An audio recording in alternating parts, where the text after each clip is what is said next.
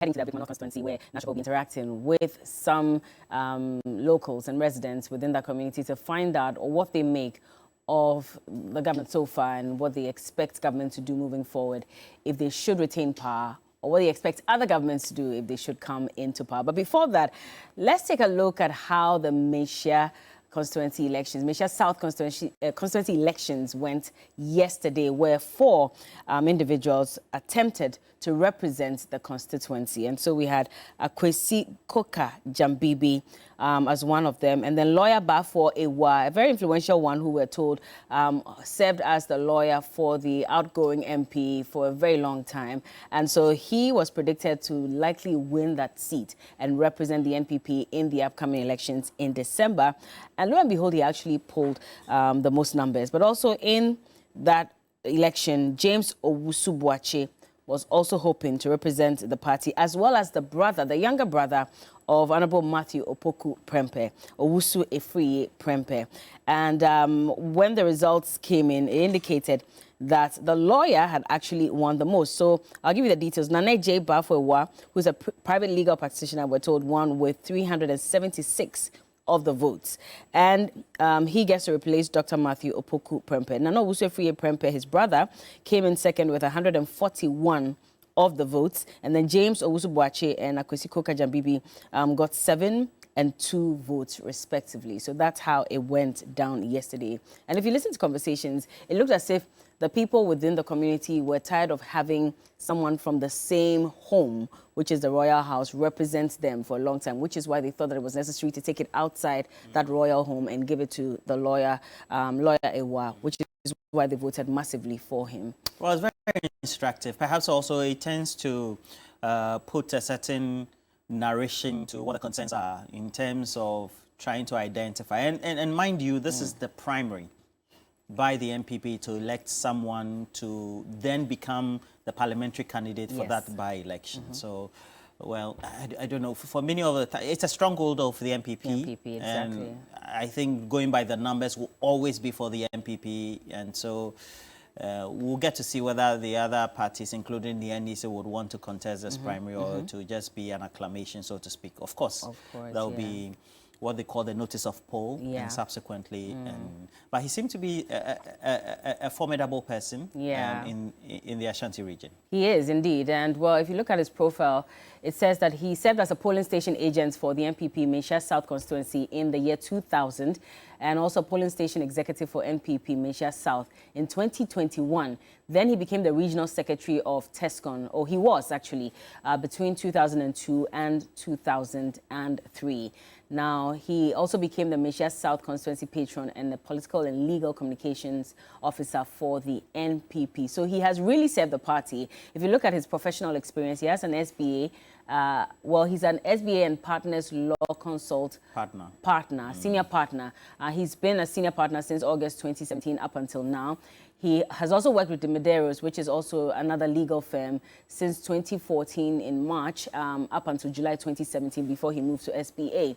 And then also he served with Vodafone Ghana Limited as a litigations lawyer and contract manager between June 2011 and March 2014. Is there more? Okay. He also served as a lecturer. Interestingly, at the Zenith University College, an adjunct lecturer in January 2010, and then Ampim Chambers consultant, October 2009 to March 2010. So he hasn't only served the party. When it comes to his career as well, he has really served. If you look at his educational background, he was in the Ghana School of Law for a post-call course, and then also the BPP Law School, London, UK, for his LLM, which is International Trade in International Law. That's what he read. And then Lincoln's Inn Barrister at Law, BPP Law School. And then also Blavantnik School of Governance, Oxford University postgraduate, certificate in oil, gas, and mining governance. And then also he was at the University of Huddersfield in the UK. He did a postgraduate diploma in law. And then he was also in KNUST, he obtained a Bachelor of Arts degree in English and law. So this man is coming in with a wealth of experience, a wealth of knowledge. We hope that that also translates into how he's able to lobby for development to come to Manhyia South if he should win and represent the party in 2025. Yeah, exactly. So we'll be crossing over to the Ashanti region to speak to Ibrahim Abubakar to give us some insights on how the residents are feeling post-elections. I believe he's on the line, Paparo. Well, certainly. So, Ibrahim, what's the euphoria like? What's also the public sentiment post this primary or the election by the NPP to elect whoever will represent the party for Manhyia South?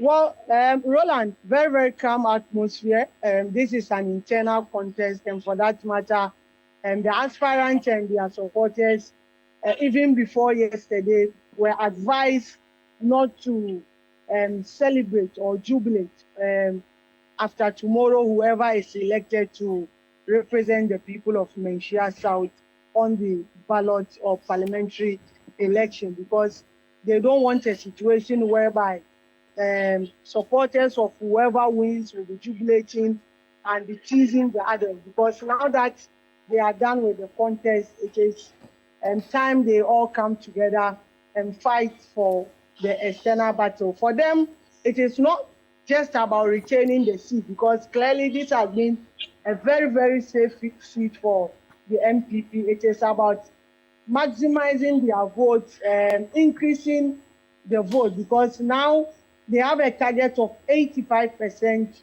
of votes for the NPP in the Ashanti region. And that is what they are looking up to. So for Nana Agyei baffour, he said his focus is looking at how to increase the number of votes in the Manhyia South constituency. That will be his contribution to the 85% target that the NPP is expecting to garner in the Ashanti region. So yesterday, very, very peaceful election. You know, the delegates weren't much. They were expecting 570. We were told that 2 had died, and they were expecting 568 to come and vote. At the end of the day, around 562 voted. So even though the time given for the ending of polls was around 1 p.m., by 11:30 they were done. But some were still insisting that they have to wait until 1 p.m. before the close of polls, and they start the sorting and counting. So within some few minutes, they were done. In fact, for some of the even supporters of Nana Agyei, even though they were expecting victory, but they didn't expect this landslide, because you look at 376 and 141. It's not something most people were expecting to happen. We have the people, you know, interestingly, yesterday, the lawmaker for Manhyia South, who is also the running mate of the NPP, Dr. Matthew Prempe, did not even come there to vote, because he didn't want to be associated with one party. You know, Nana Agyei baffour was his personal lawyer, and we also have his blood brother, Nana Prempe, also contesting. So he was in a fix who to support. He just supported them as he can, but he didn't go there to vote. But to the delegates, prior to even him being named as the running mate of the New Patriotic Party, he had earlier introduced Nana Agyei baffour to some of the delegates as a successor. I was looking at 2028, maybe he may not contest. And when the time comes for him to bow out, then he was expecting that they replace him with Nana Agyei baffour, only for him to be given the running mate slot and the seat becoming vacant, then his younger brother also deciding to contest. So some of them were saying, since he was the one Dr. Matthew Prempe earlier introduced to them, and some were also saying they do not want the seat to be like for one house, because the Agyei, since Dr. Adokufo, he is from Agyei, he was the MP for there. When he bowed out, Dr. Matthew Prempe also came from the same house, and his brother also coming from the same house. So that was what played the politics in there. So there were others who were hoping that it goes to another place, so that going forward, we know that provided you are eligible to contest within the Manhyia South constituency, you should be able to win, regardless of the house you are coming for, provided you can do the job. So that is how it found out. But like I said, the jubilation is now party hierarchy or party leadership have asked them not to jubilate too much. They should just come together and fight for battle 2024 December 7 election. All right, Ibrahim. So the interesting bit about the Agyei and the fact that, you know, some of the delegates prefer to vote for someone outside of that royal home. Now, the other concern would also be that when Dr. Matthew Opoku-Prempeh took over from Dr. Adokufo to become the MP for the area and represent the NPP, he increased the number of votes, you know, within that constituency. Because, again, Dr. Adokufo was hovering in the 70s. It was only about once that he got into the 80% or so. But when you look at Dr. Matthew Opoku-Prempeh, he had maintained that 80%, you know, figure for quite a while as he always ran for MP. So one would have thought that just for the fact that he's been able to increase or show up the votes, they would also reward him with votes for his own brother. Do you get it? Because then they'll believe that if it's the same family as the same home, then a lot more people would rather want to vote for that. So what then could have played a role in his brother not getting it beyond him being from Agyei? Was it because Dr. Matthew Opoku-Prempeh probably did something wrong? Not really, because like I said, you know, before even getting the running mate slot, he had earlier introduced the lawyer to them as the one he wanted to succeed in case he decided not to contest again. So this is someone that Matthew Opoku-Prempeh himself has shown to the delegates, introduced him to them, and have even canvassed for support for him, only for the brother to also show interest. So at that time, the brother had not even shown any interest. So he's also someone who is close. In fact, he also has a link with Agyei, not directly like Dr. Matthew Opoku-Prempeh though, but that link is there. But like I said, they wanted someone who, like you said, Matthew Opoku-Prempeh has maximized their vote. They wanted someone who will show up their votes, not necessarily someone who is from the house, but whoever the person is, provided the person is an NPP member and has that caliber or that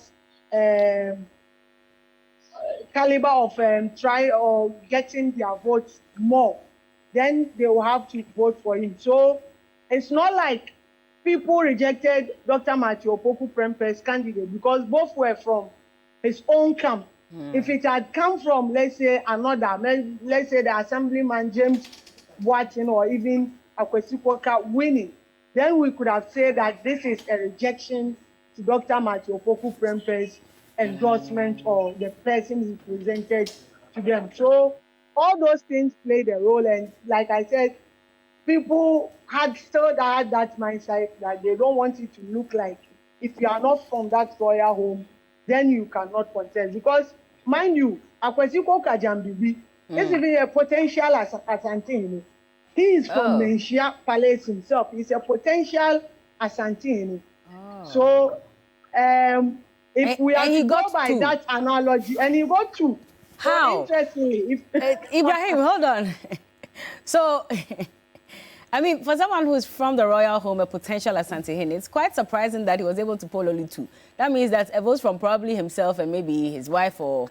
I mean, it was quite surprising when I saw the figures yesterday. Exactly.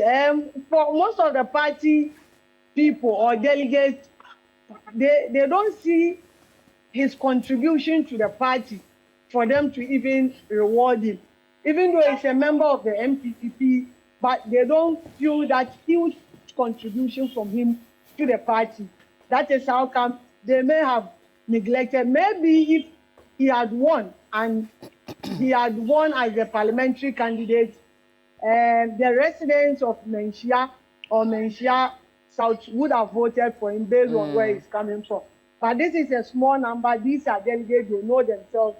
They know who they want to lead them. So that is how come. So that's why I'm saying if we are looking at Manhyia, then probably Akwesi Kwaka Jambibi would have been the one to win. But interestingly, the irony is that he was the one who even came last. 2 votes out of 562.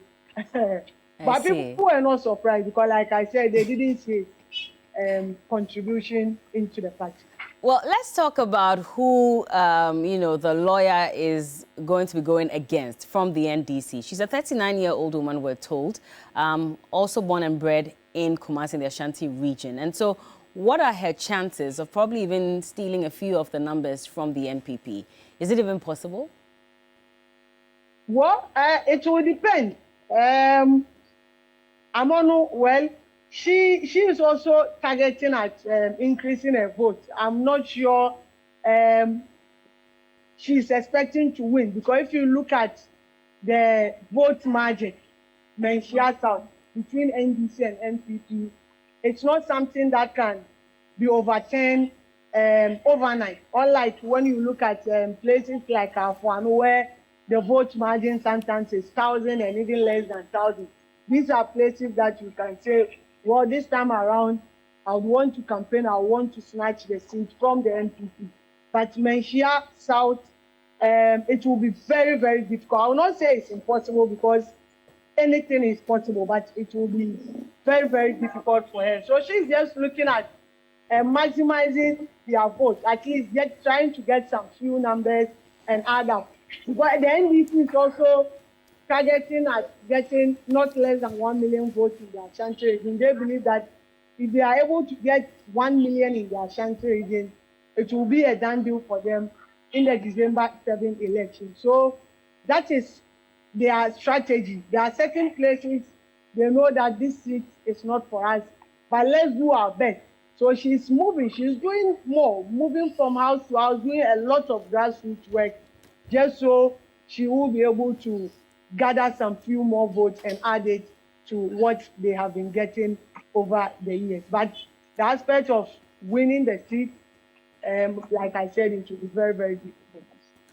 Now, Ibrahim, then, when it comes to the level of influence and development, especially for the constituency that Dr. Matthew Opoku-Prempeh has had, what all other then befalls the now elected parliamentary candidate who is going to succeed him?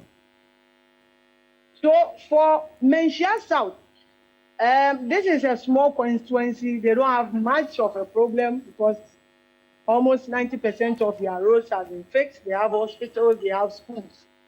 The only thing that most of them have been fighting for is job, youth unemployment. And that is maybe something that I believe he will be tackling more. But like I said, because that seat is a done deal for them, they are not even looking at retaining it, but trying to convince people, more people to vote.